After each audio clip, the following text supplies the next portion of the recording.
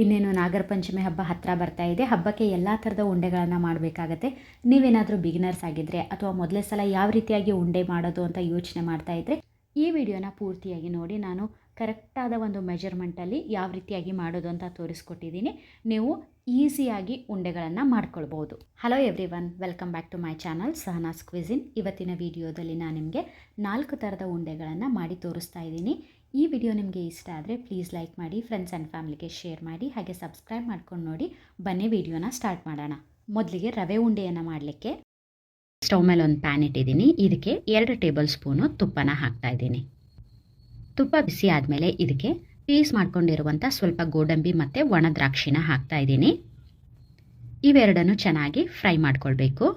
Colour change ಆಗೋವರೆಗೂ ಇವನ್ನ ಬಿಡಬಾರ್ದು. ಲೈಟಾಗಿ ಗೋಲ್ಡನ್ ಕಲರ್ ಹೊಂಬಣ್ಣ ಬರಬೇಕು, ಅಲ್ಲಿವರೆಗೂ ಇದನ್ನು ಫ್ರೈ ಮಾಡ್ಕೊಳ್ಬೇಕು. ಲೋ ಫ್ಲೇಮ್ನಲ್ಲೇ ಇಟ್ಟು ಫ್ರೈ ಮಾಡ್ಕೊಳ್ಬೇಕು, ಇಲ್ಲಾಂದರೆ ಬೇಗ ಕಪ್ಪಾಗಿಬಿಡುತ್ತೆ. ಕಪ್ಪ ಆದರೆ ಉಂಡೆನಲ್ಲಿ ಚೆನ್ನಾಗಿ ಕಾಣೋದಿಲ್ಲ. ಹೀಗಾಗಿ ಲೈಟಾಗಿ ಗೋಲ್ಡನ್ ಕಲರ್ ಬರೋವರೆಗೂ ಇದನ್ನು ಫ್ರೈ ಮಾಡ್ಕೊಳ್ಬೇಕು. ನೋಡಿ, ಚೆನ್ನಾಗಿ ಫ್ರೈ ಆಗಿದೆ. ಈಗ ಇವನ್ನ ಒಂದು ಪ್ಲೇಟ್ಗೆ ತೆಗಿತಾ ಇದ್ದೀನಿ. ನಂತರ ಇದೇ ತುಪ್ಪಕ್ಕೇನೆ 1 ಗ್ಲಾಸು ರವೆನ ಹಾಕ್ತಾ ಇದ್ದೀನಿ. ಉಳಿದಿರುವಂಥ ತುಪ್ಪದಲ್ಲೇ ನಾನು ರವೆನ ಫ್ರೈ ಮಾಡ್ಕೊಳ್ತಾ ಇದ್ದೀನಿ. ನಾನಿಲ್ಲಿ ಮೀಡಿಯಂ ರವೆ, ಉಂಡೆ ರವೆ ಬರುತ್ತಲ್ಲ ಅದನ್ನು ಬಳಸಿದ್ದೀನಿ. ನಿಮ್ಮ ಹತ್ರ ಈ ರವೆ ಇಲ್ಲ ಅಂತ ಅಂದರೆ ಚಿರೋಟಿ ರವೆನೂ ಬಳಸ್ಬೋದು. ಈಗ ರವೆನ ಚೆನ್ನಾಗಿ ಫ್ರೈ ಮಾಡ್ಕೊಳ್ಬೇಕು. ಆದಷ್ಟು ಇದನ್ನು ಲೋ ಟು ಮೀಡಿಯಂ ಫ್ಲೇಮ್ನಲ್ಲೇ ಫ್ರೈ ಮಾಡ್ಕೊಳ್ಬೇಕು. ರವೆಯ ಘಮ ಬರಬೇಕು, ಅಲ್ಲಿವರೆಗೂ ಇದನ್ನು ಫ್ರೈ ಮಾಡ್ಕೊಳ್ಬೇಕು. ಕಲರ್ ಚೇಂಜ್ ಆಗೋವರೆಗೂ ಬಿಡಬಾರ್ದು. ಮೊದಲ ಸಲ ನೀವೇನಾದರೂ ನನ್ನ ಚಾನಲ್ನಲ್ಲಿ ವಿಡಿಯೋನ ನೋಡ್ತಾ ಇದ್ದರೆ ಅಥವಾ ಸಬ್ಸ್ಕ್ರೈಬ್ ಮಾಡ್ಕೊಳ್ಳೋದೆ ಹಾಗೆ ನೋಡ್ತಾ ಇದ್ದರೆ ಪ್ಲೀಸ್ ಸಬ್ಸ್ಕ್ರೈಬ್ ಮಾಡ್ಕೊಂಡು ನೋಡಿ. ಸಬ್ಸ್ಕ್ರೈಬ್ ಮಾಡಿಕೊಂಡು ಪಕ್ಕದಲ್ಲಿರೋ ಬೆಲ್ ಬಟನ್ ಕೂಡ ಟಚ್ ಮಾಡಿ, ಆಲ್ ಆಪ್ಷನ್ ಸೆಲೆಕ್ಟ್ ಮಾಡಿ. ಇದರಿಂದ ನನ್ನ ಎಲ್ಲ ಹೊಸ ವಿಡಿಯೋಗಳ ನೋಟಿಫಿಕೇಷನ್ ನಿಮಗೆ ಇಮಿಡಿಯೇಟಾಗಿ ಬರುತ್ತೆ. ಹಾಗೆ ಈ ವಿಡಿಯೋ ನಿಮಗೆ ಇಷ್ಟ ಆದರೆ ಪ್ಲೀಸ್ ಲೈಕ್ ಮಾಡಿ. ನೋಡಿ, ರವೆ ಚೆನ್ನಾಗಿ ಹುರಿದಿದೆ. ಈಗ ಇದನ್ನು ಒಂದು ಪ್ಲೇಟ್ಗೆ ತೆಗಿತಾ ಇದ್ದೀನಿ. ನಂತರ ಇದೇ ಪ್ಯಾನ್ಗೆ ನಾನು 1 ಗ್ಲಾಸ್ ಸಕ್ಕರೆನ ಹಾಕ್ತಾ ಇದ್ದೀನಿ. 1 ಗ್ಲಾಸ್ ರವೆಗೆ 1 ಗ್ಲಾಸ್ ಸಕ್ಕರೆನ ತೊಗೊಂಡಿದ್ದೀನಿ. ಈಗ ಸಕ್ಕರೆ ಮುಳುಗುವಷ್ಟು ನೀರನ್ನು ಹಾಕ್ತಾ ಇದ್ದೀನಿ. 1/4 ಕಪ್ನಷ್ಟು ನೀರನ್ನು ಹಾಕ್ತಾ ಇದ್ದೀನಿ. ಜಾಸ್ತಿ ನೀರನ್ನು ಹಾಕಬಾರ್ದು, ಸಕ್ಕರೆ ಮುಳುಗುವಷ್ಟು ಮಾತ್ರ ನೀರನ್ನು ಹಾಕಬೇಕು. ಆದಷ್ಟು ದಪ್ಪ ತಳ ಇರುವಂಥ ಪಾತ್ರೆಯಲ್ಲಿ ಮಾಡಿ. ಯಾಕೆ ಅಂತ ಅಂದರೆ ರವೆ ಉಂಡೆ ಅಂತ ಅಲ್ಲ, ಬೇರೆ ಯಾವುದೇ ಉಂಡೆ ಮಾಡಿದ್ರೂ ಕೂಡ ದಪ್ಪ ತಳ ಇರುವಂಥ ಪಾತ್ರೆನಲ್ಲೇ ಮಾಡಬೇಕು.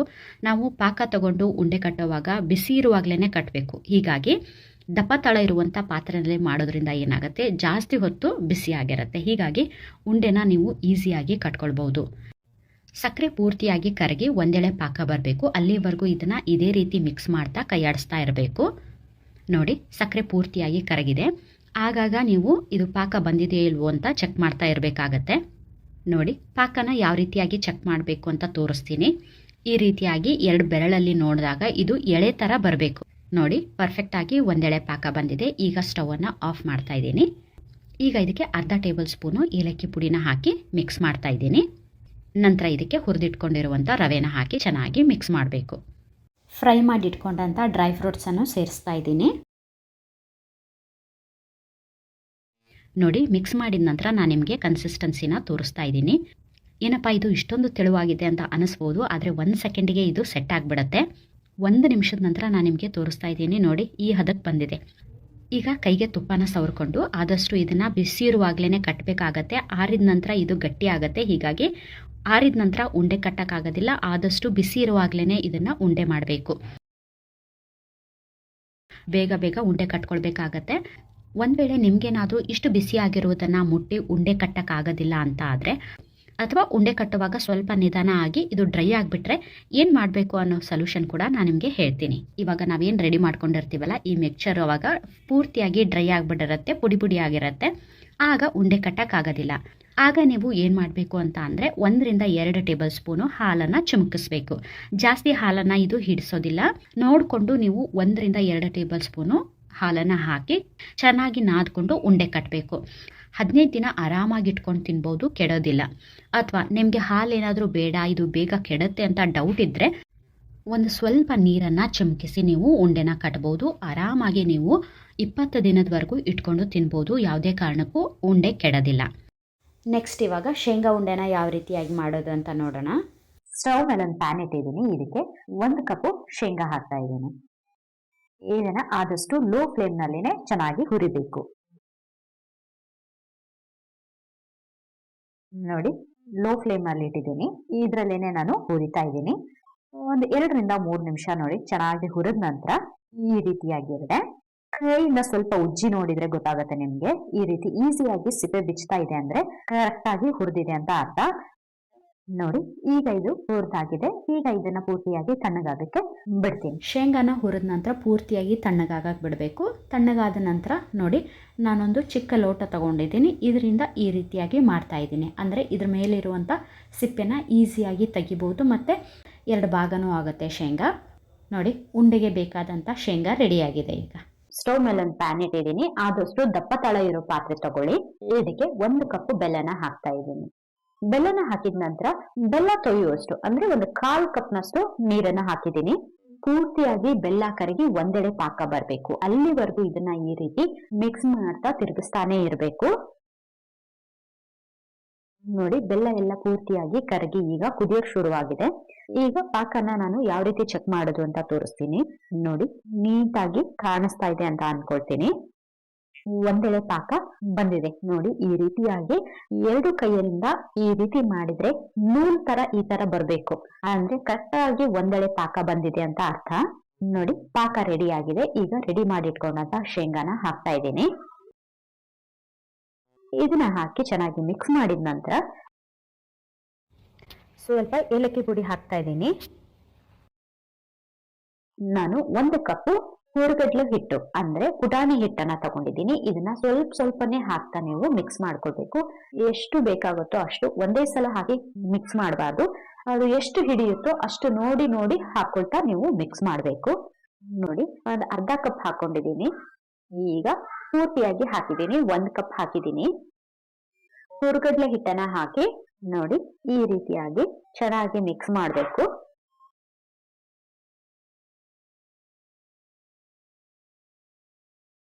ಚೆನ್ನಾಗಿ ಮಿಕ್ಸ್ ಮಾಡಿದೀನಿ. ಈಗ ಇದು ರೆಡಿ ಆಗಿದೆ.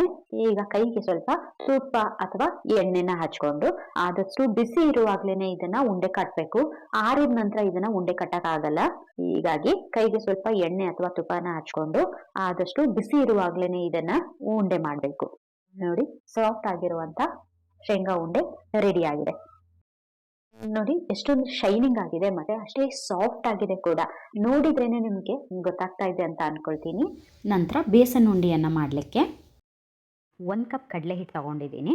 ಬಜ್ಜಿ ಬೋಂಡ ಮಾಡ್ತೀವಲ್ಲ ಆ ಹಿಟ್ಟು. 1 ಕಪ್ ಕಡಲೆ ಹಿಟ್ಟಿಗೆ 3/4 ಕಪ್ಪು ಸಕ್ಕರೆ ಪೌಡರ್ ತಗೊಂಡಿದ್ದೀನಿ. ಸಕ್ಕರೆನ ಮಿಕ್ಸಿಗೆ ಹಾಕಿ ಪೌಡರ್ ಮಾಡಿ ತಗೊಂಡಿದ್ದೀನಿ. ಅರ್ಧ ಕಪ್ಪು ತುಪ್ಪ ತಗೊಂಡಿದ್ದೀನಿ.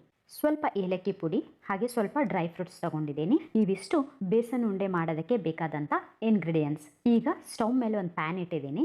ಇದಕ್ಕೆ ಕಡಲೆ ಹಿಟ್ಟನ್ನು ಹಾಕ್ತಾ ಇದ್ದೀನಿ. ಕಡಲೆ ಹಿಟ್ಟನ್ನು ಹಾಕಿ ಚೆನ್ನಾಗಿ ಇದನ್ನು ಹುರ್ಕೋಬೇಕು.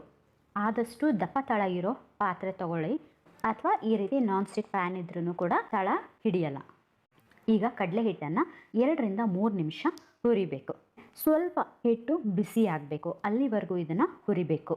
ನೋಡಿ ಈಗ ಹಿಟ್ಟನ್ನು ಮುಟ್ಟಿ ನೋಡಿದರೆ ಸ್ವಲ್ಪ ಬಿಸಿ ಆಗಿದೆ. ಈಗ ಇದಕ್ಕೆ ಸ್ವಲ್ಪ ತುಪ್ಪನ ಹಾಕ್ತಾ ಇದ್ದೀನಿ. ಪ್ರತಿ ಸಲನೂ 2 ರಿಂದ 3 ಟೇಬಲ್ ಸ್ಪೂನು ತುಪ್ಪನ ಹಾಕಿ ಇದನ್ನು ಮಿಕ್ಸ್ ಮಾಡ್ತಾ ಹೋಗಬೇಕು. ಒಂದೇ ಸಲ ತುಪ್ಪನ ಹಾಕಬಾರ್ದು. ಸ್ವಲ್ಪನೇ 2 ರಿಂದ 3 ಟೇಬಲ್ ಸ್ಪೂನು ಹಾಕ್ತಾ ಇದನ್ನು ಮಿಕ್ಸ್ ಮಾಡ್ತಾ ಹೋಗಬೇಕು. ನೋಡಿ ಈಗ 2 ಟೇಬಲ್ ಸ್ಪೂನು ತುಪ್ಪ ಹಾಕಿದ್ದೀನಿ. ತುಪ್ಪ ಹಾಕಿ ಇದನ್ನು ಈ ರೀತಿ ಮಿಕ್ಸ್ ಮಾಡ್ತಾ ಇದ್ದೀನಿ. ಕೈ ಬಿಡದೆ ಇದನ್ನು ಈ ರೀತಿ ಮಿಕ್ಸ್ ಮಾಡ್ತಾ ಹುರಿಬೇಕು. ನೋಡಿ ಪ್ರತಿ ಸಲ 2 ರಿಂದ 3 ಟೇಬಲ್ ಸ್ಪೂನು ತುಪ್ಪನ ಹಾಕ್ತಾ ಚೆನ್ನಾಗಿ ಹುರ್ಕೋಬೇಕು. ಆದಷ್ಟು ಇದನ್ನು ಲೋ ಟು ಮೀಡಿಯಂ ಫ್ಲೇಮಲ್ಲಿ ನಿಧಾನವಾಗಿ ಚೆನ್ನಾಗಿ ಹುರಿಬೇಕು. ಹೈ ಫ್ಲೇಮಲ್ಲಿ ಹುರಿದ್ರೆ ಬೇಗ ಕಲರ್ ಚೇಂಜ್ ಆಗುತ್ತೆ. ಆದರೆ ಉಂಡೆ ಕಟ್ಟಿದ ನಂತರ ಕಡಲೆ ಹಿಟ್ಟಿನ ಹಸಿ ಸ್ಮೆಲ್ಲು ಹಾಗೇ ಇರುತ್ತೆ, ಉಂಡೆ ರುಚಿಯಾಗಿರಲ್ಲ. ಹೀಗಾಗಿ ನಿಧಾನವಾಗಿ ಲೋ ಫ್ಲೇಮಲ್ಲಿ ಚೆನ್ನಾಗಿ ಇದನ್ನು ಹುರ್ಕೋಬೇಕು. ಸ್ವಲ್ಪ ತುಪ್ಪನ ಹಾಕ್ತಾ ಈ ರೀತಿ ಮಿಕ್ಸ್ ಮಾಡ್ತಾ ಇದ್ದೀನಿ. ನೋಡಿ ಈಗ ಹಿಟ್ಟು ಲಮ್ಸ್ ಗಟ್ತಾ ಇದೆ, ಅಂದರೆ ಗಂಟಾಗ್ತಾ ಇದೆ. ಈ ರೀತಿ ಇದನ್ನ ಲಮ್ಸನ್ನು ಒಡಿತಾ ಚೆನ್ನಾಗಿ ಇದನ್ನ ಹುರಿಬೇಕು. ಕಡಲೆ ಹಿಟ್ಟಿನ ಹಸಿ ಸ್ಮೆಲ್ ಏನಿರುತ್ತೆ ಅದು ಹೋಗೋವರೆಗೂ ಇದನ್ನು ಹುರಿಬೇಕು. ಹಿಟ್ಟು ತುಪ್ಪದಲ್ಲಿ ಚೆನ್ನಾಗಿ ಮಿಕ್ಸ್ ಆಗಿದೆ. ನೋಡಿ ಅರ್ಧ ಕಪ್ ತುಪ್ಪದಲ್ಲಿ ಇನ್ನೂ ಇಷ್ಟೊಂದು ಉಳಿದಿದೆ. ಹಿಟ್ಟಿನ ಕಲರ್ ಚೇಂಜ್ ಆಗಿದೆ ಮತ್ತು ಶೈನಿಂಗ್ ಕಾಣ್ತಾ ಇದೆ, ನೀವು ನೋಡ್ಬೋದು. ನೋಡಿ ಈ ರೀತಿ ಬಬಲ್ಸ್ ಬರೋಕ್ಕೆ ಶುರು ಆಗಿದೆ ಅಂದರೆ, ಗುಳ್ಳೆ ಬರೋಕ್ಕೆ ಶುರು ಆಗಿದೆ ಅಂದರೆ ಹಿಟ್ಟು ಚೆನ್ನಾಗಿ ಹುರಿದಿದೆ ಅಂತ ಅರ್ಥ.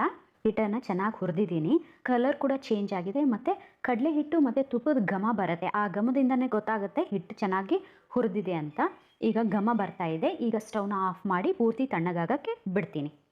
ನೋಡಿ, ಇದು ಪೂರ್ತಿ ತಣ್ಣಗಾಗಿದೆ. ಈಗ ಇದನ್ನು ಸ್ವಲ್ಪ ಮಿಕ್ಸ್ ಮಾಡ್ತೀನಿ. ಮಿಕ್ಸ್ ಮಾಡಿದ ನಂತರ ಇದಕ್ಕೆ ಸಕ್ಕರೆ ಪುಡಿನ ಸೇರಿಸ್ತೀನಿ. ಬಿಸಿ ಇರುವಾಗ ಸಕ್ಕರೆ ಪೌಡರ್ನ ಹಾಕಬಾರ್ದು. ಪೂರ್ತಿಯಾಗಿ ತಣ್ಣಗಾದ ಮೇಲೆ ಸಕ್ಕರೆ ಪೌಡರ್ನ ಸೇರಿಸ್ಬೇಕು. ಸ್ವಲ್ಪನೇ ಸಕ್ಕರೆ ಪೌಡರ್ನ ಮಿಕ್ಸ್ ಮಾಡ್ತಾ ಇದ್ದೀನಿ. ಹಿಟ್ಟು ಬಿಸಿ ಇರುವಾಗ ಸಕ್ಕರೆನ ಸೇರಿಸಬಾರ್ದು. ಯಾಕೆಂದರೆ ಹಿಟ್ಟು ಬಿಸಿ ಇರುವಾಗ ಸಕ್ಕರೆ ಪೌಡರ್ನ ಹಾಕಿದರೆ ಅದು ಪಾಕ ಆಗಿಬಿಡುತ್ತೆ. ಬಿಸಿಗೆ ಸಕ್ಕರೆ ಕರಗೋದ್ರಿಂದ ಉಂಡೆ ಕಟ್ಟಕ್ಕೆ ಆಗಲ್ಲ. ಹೀಗಾಗಿ ಪೂರ್ತಿ ತಣ್ಣಗಾದ ಮೇಲೆ ಸಕ್ಕರೆನ ಸೇರಿಸ್ಬೇಕು. ಚೆನ್ನಾಗಿ ಮಿಕ್ಸ್ ಮಾಡಿದ ನಂತರ ಏಲಕ್ಕಿ ಪೌಡ್ರ್ ಹಾಕ್ತಾ ಇದ್ದೀನಿ. ಹಾಗೆ ಡ್ರೈ ಫ್ರೂಟ್ಸ್ನೂ ಹಾಕಿ ಎಲ್ಲನೂ ಚೆನ್ನಾಗಿ ಮಿಕ್ಸ್ ಮಾಡಬೇಕು. ನೋಡಿ, ಎಲ್ಲನೂ ಹಾಕಿ ಚೆನ್ನಾಗಿ ಮಿಕ್ಸ್ ಮಾಡಿದ ನಂತರ ಇದು ಉಂಡೆ ಕಟ್ಟಕ್ಕೆ ರೆಡಿಯಾಗಿದೆ. ನೋಡಿ, ಈ ರೀತಿ ಉಂಡೆ ಮಾಡಿ ಮೇಲೆ ಒಂದು ಗೋಡಂಬಿನ ಇಡ್ತಾ ಇದ್ದೀನಿ. ನೋಡೋಕ್ಕೆ ತಿನ್ನೋಕ್ಕೆ ಎರಡಕ್ಕೂ ಚೆನ್ನಾಗಿರುತ್ತೆ. ತುಂಬಾ ಸಾಫ್ಟಾಗಿ ರುಚಿಯಾಗಿರುತ್ತೆ. ಬಾಯಲ್ಲಿಟ್ರೇ ಕರಗೋಗುತ್ತೆ. ನೋಡ್ಬೋದು, ನೀವು ಟೆಕ್ಸ್ಚರ್ ನೋಡಿದ್ರೇ ಗೊತ್ತಾಗುತ್ತೆ ಉಂಡೆ ಎಷ್ಟೊಂದು ಸಾಫ್ಟ್ ಆಗಿದೆ ಅಂತ. ಒಂದ್ಸಲ ಟ್ರೈ ಮಾಡಿ ಕಮೆಂಟ್ ಮಾಡಿ ಯಾವ ರೀತಿ ಬಂತು ಅಂತ. ಇದೇ ರೀತಿ ಎಲ್ಲ ಉಂಡೆನೂ ಮಾಡಿ ರೆಡಿ ಮಾಡ್ತೀನಿ. ನಂತರ ಹೆಸರುಬೇಳೆ ಉಂಡೆನ ಯಾವ ರೀತಿಯಾಗಿ ಮಾಡೋದು ಅಂತ ನೋಡೋಣ. ಮೊದಲಿಗೆ ನಾನಿಲ್ಲಿ 1 ಕಪ್ ಹೆಸರುಬೇಳೆನ ತೊಗೊಂಡಿದ್ದೀನಿ. ಈಗ ಇವನ್ನ ಚೆನ್ನಾಗಿ ಹುರ್ಕೋಬೇಕು. ಆದಷ್ಟು ಲೋ ಟು ಮೀಡಿಯಮ್ ಫ್ಲೇಮ್ನಲ್ಲಿ ಕೈ ಬಿಡದೆ ಇದನ್ನು ಹುರಿತಾ ಇರಬೇಕು. ಹೈ ಫ್ಲೇಮ್ನಲ್ಲಿ ಇಟ್ಟು ಹುರಿದ್ರೆ ಬೇಗ ಕಲರ್ ಬರುತ್ತೆ, ಆದರೆ ಹೆಸರುಬೇಳೆಯಲ್ಲಿರೋ ಹಸಿ ಸ್ಮೆಲ್ಲು ಹಾಗೆ ಉಳಿಯುತ್ತೆ. ಉಂಡೆ ಕಟ್ಟಿದ ನಂತರ ತಿನ್ನೋಕ್ಕೆ ಚೆನ್ನಾಗಿರಲ್ಲ. ಆದಷ್ಟು ಲೋ ಫ್ಲೇಮಲ್ಲಿ ನಿಧಾನವಾಗಿ ಚೆನ್ನಾಗಿ ಹುರ್ಕೋಬೇಕು. ಎಷ್ಟು ಚೆನ್ನಾಗಿ ಹುರಿತೀವೋ ಉಂಡೆ ಅಷ್ಟೇ ರುಚಿಯಾಗಿರುತ್ತೆ. ಸ್ವಲ್ಪ ಕಲರ್ ಚೇಂಜ್ ಆಗ್ತಾ ಬರ್ತಾ ಇದೆ. ಇದೇ ರೀತಿ ಫ್ರೈ ಮಾಡಬೇಕು. 6 ನಿಂದ 7 ನಿಮಿಷ ಫ್ರೈ ಮಾಡಿದ್ದೀನಿ. ನೋಡಿ, ಚೆನ್ನಾಗಿ ಹುರಿದಿದೆ ಮತ್ತು ಕಲರ್ ಕೂಡ ಚೇಂಜ್ ಆಗಿದೆ. ಈಗ ಸ್ಟವ್ನ ಆಫ್ ಮಾಡ್ತೀನಿ. ಪೂರ್ತಿಯಾಗಿ ಇದನ್ನು ತಣ್ಣಗಾಗಕ್ಕೆ ಬಿಡ್ತೀನಿ. ನೋಡಿ, ಹೆಸರುಬೇಳೆ ಪೂರ್ತಿ ತಣ್ಣಗಾಗಿದೆ. ಈಗ ಬೇಳೆನ ಮಿಕ್ಸಿ ಜಾರಿಗೆ ಹಾಕಿ ಪೌಡ್ರ್ ಮಾಡ್ಕೋಬೇಕು. ಆದಷ್ಟು ಇದನ್ನು ಫೈನ್ ಪೌಡ್ರ್ ಮಾಡ್ಕೋಬೇಕು. ತರಿಯಾಗಿದ್ದರೆ ಉಂಡೆ ಕಟ್ಟಕ್ಕೆ ಚೆನ್ನಾಗಿರಲ್ಲ. ನೋಡಿ, ಈ ರೀತಿ ಪೌಡ್ರ್ ಮಾಡಿದ್ದೀನಿ. ಈಗ ಇದನ್ನು ಜರಡಿ ಹಿಡಿತೀನಿ.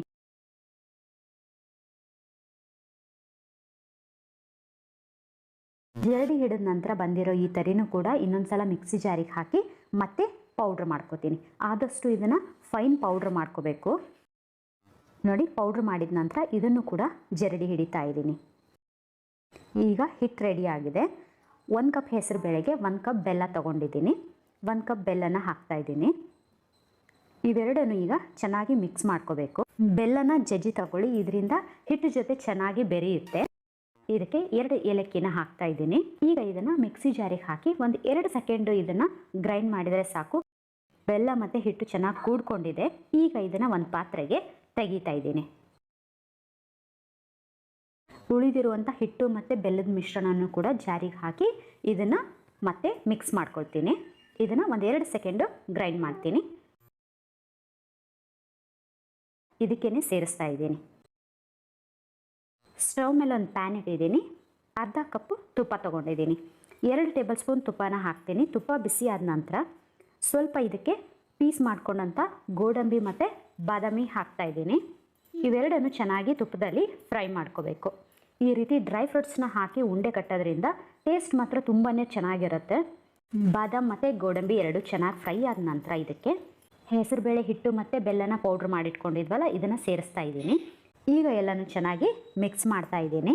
ಮಿಕ್ಸ್ ಮಾಡಿದ ನಂತರ ಸ್ಟವ್ನ ಆಫ್ ಮಾಡ್ತಾ ಇದ್ದೀನಿ. ನೋಡಿ, ಈಗ ಸ್ವಲ್ಪನೇ ತುಪ್ಪನ ಸೇರಿಸ್ತಾ ಉಂಡೆ ಹದಕ್ಕೆ ಬರೋವರೆಗೂ ಇದನ್ನು ಚೆನ್ನಾಗಿ ಮಿಕ್ಸ್ ಮಾಡಬೇಕು.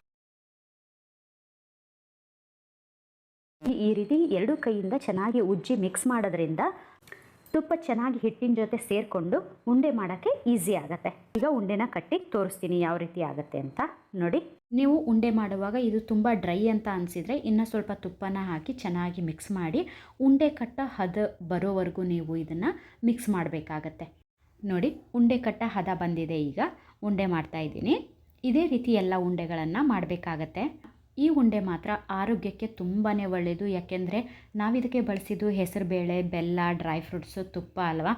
ನೀವು ಇದನ್ನು ರೆಗ್ಯುಲರಾಗಿ ತಿಂದ್ರೂ ಪರವಾಗಿಲ್ಲ, ಆರೋಗ್ಯಕ್ಕೆ ತುಂಬಾ ಒಳ್ಳೆಯದು.